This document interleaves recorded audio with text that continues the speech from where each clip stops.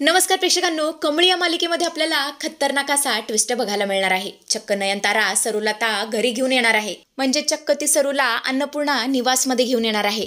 तेव्हा आता नयनतारा सरूला अन्नपूर्णा निवासमध्ये नक्की का घेऊन येते आणि जेव्हा तिला सत्य कळतं की कमळीच अन्नपूर्णाची खरी नात आहे, तेव्हा नयनतारा खूप मोठी अनाउन्समेंट करणार आहे कमळी आणि ऋषीबद्दल। तेव्हा ती अनाउन्समेंट काय आहे हे जाणून घेण्यासाठी व्हिडिओ शेवटपर्यंत पहा। आजचा व्हिडिओ इतका इंटरेस्टिंग आहे ना प्रेक्षकांनो, शेवटपर्यंत पहा, जरा सुद्धा स्किप करू नका। तर आपण पाहतो की नायशाच्या हातातलं ते सोन्याचं ब्रेसलेट आता खाली पडलेलं असतं आणि ते एकदमच खास असतं, कारण ते त्याच्या आजीने तिला केलेलं असतं, म्हणजे नयनताराने नायशाला केलेलं असतं। पण ते ब्रेसलेट खाली पडलंय याची कोणालाच जाण नसते। ते सगळेच जण आता त्यामुळे ते सगळेच आता घरी निघत असतात, कारण अन्नपूर्णाने तर सगळ्यांना घरी बोलवलेलं असतं दिवाळीचं फराळ करायला, पार्टी करायला। आणि बरोबर त्याच वेळेला तिकडून कमळीची आई म्हणजे सरू पास होत असते। तिचं लक्ष बरोबर त्या ब्रेसलेटवरती पडतं।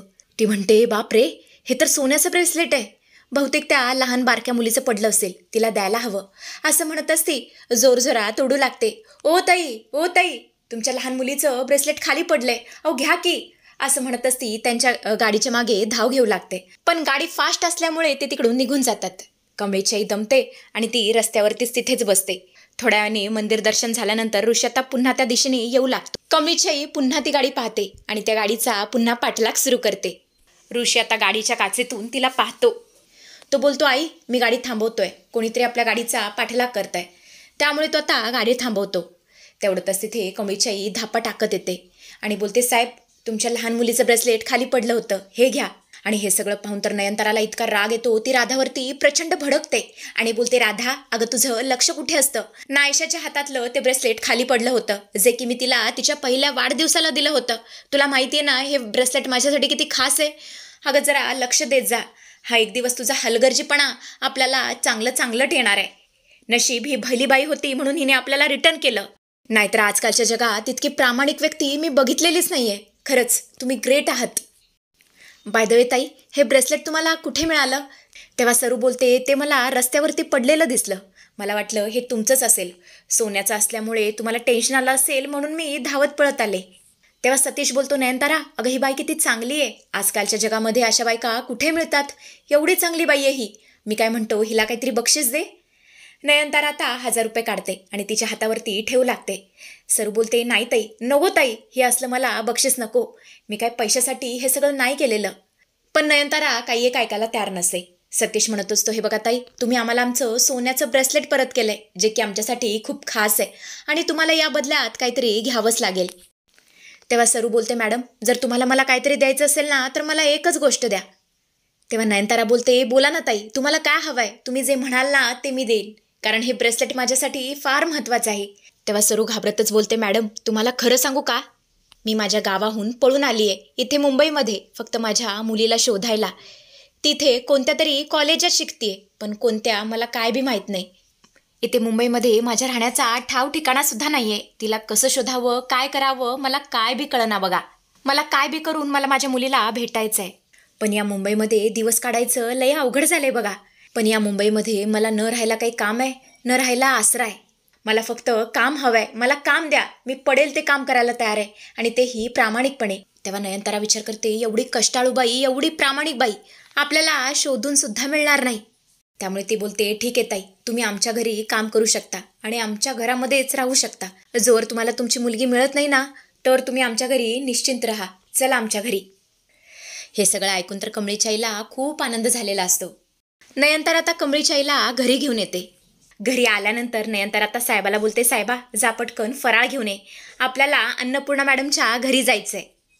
तेवढंच सरू बोलते, जर तुम्हाला वाईट वाटणार नसेल तर बोलू का, छोट्या तोंडी मोठा घास घेऊ का? नयनतारा बोलते, बोला ना ताई। तेव्हा सरू बोलते, हे बघा, फराळाचं कधीही घरी बनवलेलं कायम उत्तम, आता तुम्ही बाहेरून आणणार, ते कोणत्या तेलात बनवतात, कोणत्या परिस्थितीत बनवतात, स्वच्छता राखतात की नाही हे आपल्याला माहीत नाही ना, त्यामुळे मला असं वाटतं घरात केलेला फराळ कधीही उत्तम। तेव्हा नयनतारा बोलते, करायला काय हरकत नाहीये, पण 1-2 तासात आपण निघणार आहोत, एवढ्या वेळेत तुमचा फराळ उरकून तयार होईल का? तेव्हा सरू बोलते, होईल ना, अहो मला 1 तास पुरेसा आहे, तुम्ही फक्त मला 1 तास द्या, मी सगळं थोडं थोडं लगेच तयार करून घेते। तेव्हा नयनतारा बोलते, ठीक आहे ताई, तुमची काय हरकत नसेल तर तुम्ही पटकन तयार करा. आणि मग काय, सरू आता कंबर खोचते आणि लगेच आता ती किचनमध्ये येते. पटापट ती आता फराळाचं तयार करते. नयनतारा आता खाली येते. हे सगळं पाहून ती जाम इम्प्रेस झालेली असते. ती बोलते, खरंच ताई, तुम्ही अन्नपूर्णा आहात. इतक्या लवकर तुम्ही इतकं सगळं फराळाचं तयार केलंय. ग्रेट आहात तुम्ही. खरंच तुमचे हात किती पटपट चालतात. सगळं कसं तुम्ही स्वच्छ केलंय, चविष्ट केलंय अगदी. कारण तिने चव सुद्धा घेतलेली असते चकलीची. नयनतारा आता पुढे बोलते, आम्ही सगळे माझ्या मैत्रिणीच्या घरी चाललोय दिवाळी पार्टी सेलिब्रेट करण्यासाठी. तुम्ही सुद्धा या. तसं पण त्यांच्या इथे जी मेड आहे ना, त्यांना भाजलंय, त्यामुळे त्या सुट्टीवरती आहेत. त्यामुळे तुम्ही जर तिकडे आला तर त्यांची मदतच होईल. पडेल ती कामं तुम्ही करू शकता. सरूची खरं इच्छा नसते, पण आता नयनतारा जी की आता तिची मालकीण असते तीच म्हणते म्हटल्यावर तिला जावंच लागतं. त्यामुळे आता सरू आणि ही सगळी घरातली मंडळी नयनताराच्या अन्नपूर्णाच्या घरी पोहोचते. आणि मग काय, तिथे आल्यानंतर पार्वतीताई, सुजाताताई सगळेच आता त्यांचं स्वागत करतात आणि म्हणतात, आत या. नयनतारा बोलते, सरूताई एक काम करा, हे जे काही गिफ्ट्स आहेत, हे जे काही फराळाचं साहित्य आहे ते तुम्ही किचनमध्ये ठेवा. सरू आता मान डोलावते आणि फराळाचं साहित्य आता ती किचनमध्ये ठेवायला जाते. नयनतारा आता पुढे बोलते, राजन आणि अन्नपूर्णा मॅडम कुठे दिसत नाहीयेत, त्यांना बोलावून आणा. ऋषी मात्र इकडे तिकडे बघत असतो. त्याची नजर फक्त कमळीला शोधत असते, कारण त्याला कमळीला ट्रेडिशनल लुकमध्ये बघायला खूप आवडत असतं. आणि तेवढंच त्याची नजर कमळीवरती पडते, जी की किचनमध्ये असते. आणि मग काय, ऋषी तर तिच्याकडे बघतच राहतो, कारण तिने खूपच सुंदर असा चुडीदार घातलेला असतो आणि केसांची खूप सुंदर स्टाईलसुद्धा केलेली असते. ऋषी तर तिच्याकडे बघतच राहतो. तो आता विचार करतो, चला आता पटकन तिच्याकडे जातो आणि तिला हॅप्पी दिवाळी असं विश करतो. इकडे आता सरू फराळाचं भलं मोठं बास्केट किचनमध्ये ठेवायला जाणार आणि तेवढ्यातच तिची नजर समोर पडते. ती पाहते तर काय, तिथे चक्क राजन असतो. राजनला पाहून तिला खूप मोठा झटका बसलेला असतो. त्या झटक्यातून सावरते तेवढ्यातच तिला अन्नपूर्णा दिसते आणि अन्नपूर्णाच्या नंतर तिला चक्क कामिनी दिसते. आणि कामिनीला बघितल्यानंतर तिचं अंग तर लटलट कापायलाच लागतं. सरू आता मुद्दामच तिचा पदर अधिकच पुढे करते, जेणेकरून तिचा चेहरा कोणाला दिसू नये, ती कोणाला ओळखू नये. ते आता चेहरा मुद्दामच त्या फराळाच्या टोकरीमागे लपवते आणि पटकन आता इकडे किचनमध्ये जाऊ लागते. बरोबर आता हे सगळं दुरून कमळी बघत असते. कमळी विचार करते, या ताई इतक्या घाबरल्यात का, अक्षरशः थरथर कापतायत, बहुतेक त्या गाहून आल्यात. आणि यांची साडी तर अगदी माझ्या आईच्या साडीसारखी आहे. एका मिनिटासाठी मला तर वाटलं माझी आईच आहे, पण हे कसं शक्य आहे? आई मुंबईत येणं हे शक्यच नाही. तिने कधी गावसुद्धा नाही सोडलेलं, ती मुंबईला येणारच नाही. मी पण ना एकदा नको नको तो विचार करते, पण मला त्यांची मदत करायला हवी. असं म्हणतच ती हाक मारते, ताई फराळ इकडे आणा, मी ठेवते. ती सरूला म्हणते, ताई इकडे आणा फराळाचं, मी ठेवते. आणि जेव्हा आता सरू कमळीला पाहते, तिला खूप मोठा झटका बसतो. ती आता जोरातच ओरडते, कमळी आणि कमळी इथं काय करतेय? मी तर हिला मुंबईमध्ये शिकायला पाठवलं होतं, पण शिकायचं सोडून ही इथे काय करतेय, कामं काय करतेय? आणि ज्या बाईपासून, ज्या परिवारापासून मी इतके दिवस तिला लांब ठेवण्याचा प्रयत्न केला, ती बरोबर तिथेच आली आहे. तेवढ्यातच राजन तिला बोलतो, कमळी बाळा, अगं किचनमध्ये काय करतेयस, बाहेर ये पटकन, बाहेर ये. नयनतारा बोलते, सरूताई तुम्हाला माहिती आहे का, आमच्या इकडची पद्धतच आहे, दिवाळी दिवशी आम्ही एकमेकांना फराळ भरवतो, एकमेकांना फराळ देतो. आणि अशा प्रकारे आता सरूने केलेला फराळ सगळे टेस्ट करू लागतात. राजन चकली खातो, तर अन्नपूर्णा लाडू खाऊ लागते. राजन आता चकली टेस्ट करतो, लाडू टेस्ट करतो आणि टेस्ट करताच आता त्याला खूप मोठा धक्का बसतो. त्याच्या पायाखालची जमीनच सरकलेली असते. तो बोलतो, एक मिनिट, हे फराळ नक्की कोणी बनवलंय? ही तर माझ्या गौरीच्या हातची चव आहे, मी ही चव विसरूच शकत नाही. तेवढ्यातच कमळी बोलते, पण एक मिनिट, ही तर माझ्या आईच्या हातची चव आहे. निंगे व्हय की नाही? तेव्हा निंगे बोलते, व्हय, ही तर आमच्या सरू काकींच्या हातची चव आहे, त्यांची स्पेशलिटी आहे बेसनाचं लाडू आणि चकली तर नादच खुळा. तेव्हा ऋषी बोलतो, नाही, तुम्हा सगळ्यांचा खूप मोठा गैरसमज झालाय. हे ना आमच्या इथे ताई आलेत, आजच आम्हाला ह्या सकाळी भेटल्या आहेत. या इथे मुंबईमध्ये त्यांच्या मुलीला शोधायला आले आहेत आणि त्यांच्याच हातचा हा फराळ आहे. आणि हे सगळं ऐकून तर सरूला जाम टेन्शन आलेलं असतं. ती बोलते, बाप रे, ज्या गोष्टीची मला भीती होती, इतके वर्ष जे सत्य मी लपून ठेवलं होतं तेच सत्य माझ्या समोर आलं. आता जर सगळ्यांना कळालं की मी कमळीची आई आहे, तर कामिनी मला काही जिवंत सोडायची नाही, मला इकडून जावंच लागेल. मी माझ्या मुलीला बघितलं ना, ती सुखरूप आहे, तिला आशीर्वाद पण देऊन झाले. आता इथे थांबण्यात काहीच अर्थ नाही आहे. त्यामुळे हळूच ती तिकडून पळू लागते. पण राजनला मात्र संशय आलेला असतो. सरू आता तिकडून पळून जाणार हळूच. तेवढ्यातच राजन तिच्या मागे मागे येतो आणि तिच्या तोंडावरचं पदर काढतो. आणि गौरीचा चेहरा बघताच खूप मोठा धमाका होतो. राजन आता जोरातच ओरडतो, गौरी तू इथे, म्हणजे तू गौरी आहेस? तू अशी लपून छपून इथे का आलीस?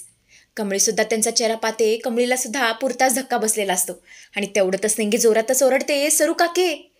ही तर कमळीची आय आहे आणि कोणाला काहीच कळत नसतं हे सगळं काय सुरू आहे. अन्नपूर्णाला खूप मोठा झटका बसलेला असतो आणि एका क्षणात खूप मोठ्या घटनेचा पर्दाफाश झालेला असतो. अन्नपूर्णा जोरातच ओरडते, काय ही कमळीची आई आहे, पण ही तर गौरी आहे. याचा अर्थ कमळी माझी नात. राजन, अरे आपल्याला जी गोष्ट वाटत होती तीच अगदी खरी निघाली. देवाने आपलं ऐकलं. कमळीच आपली नात आहे आणि गौरी आपल्याला परत मिळाली आहे. अन्नपूर्णा बोलते, नयनतारा तुला गौरी कुठे मिळाली? तुला माहीत नाहीये, तू आमच्या घराण्यावरती, माझ्यावरती, राजनवरती किती मोठे उपकार केलेस. या उपकारांची परतफेड मी करू शकत नाहीये.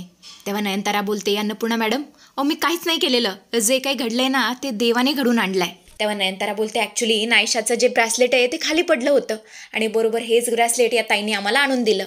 मग काय, यांनी ब्रॅसलेट आणून दिल्यामुळे आम्ही त्यांना काम दिलं आणि घरी घेऊन आलो. आणि बघा काय योगायोग आहे. शेवटी जे काही घडतं ना ते चांगल्यासाठीच घडतं. बहुतेक तुमच्या नशिबातच असेल की तुम्हाला तुमची सून आणि नात भेटणार असेल. आज तो दिवस आहे. कमळी मात्र पूर्णपणे शॉकमध्ये गेलेली असते. तिला काही समजायला मार्ग नसतो. राजन आपले खरे वडील आहेत आणि आजीसुद्धा आपली सख्खी आजी आहे हे जेव्हा तिच्या लक्षात येतं तिला पुरता शॉक बसलेला असतो. आणि इकडे हे जे काही त्रिकूट आहे, दामिनी, रागिनी आणि अनिका, या तिघींच्या तर पायाखालची जमीनच सरकलेली असते. अनिकाचं तर डोकंच फिरलेलं असतं, कारण कमळी तिची स्टेप सिस्टर निघालेली असते, म्हणजे सावत्र बहीण निघालेली असते. याचा विचार करूनच तिचं डोकं फुटायला आलेलं असतं. तेव्हा नयनतारा विचार करते, जर कमळीच यांची थोरली नात असेल तर ऋषी आणि याचं लग्न लावायला काहीच हरकत नाही, कारण सगळी प्रॉपर्टी तर कमळीच्या नावे आहे ना. त्यामुळे ती सगळ्यांसमोर खूप मोठी अनाऊन्समेंट करते आणि बोलते, ऐका सगळ्यांनी लक्ष देऊन ऐका, मला माझ्या ऋषीसाठी तुमच्या कमळीचा हात हवा आहे, द्याल का? आणि हा तर सगळ्यांसाठी खूप मोठा धप्पा असतो प्रेक्षकांनो. तेव्हा आता पुढे काय घडतं, कमळी तयार होईल का ऋषीबरोबर लग्न करण्यासाठी, हे सगळं बघणं इंटरेस्टिंग ठरणार आहे.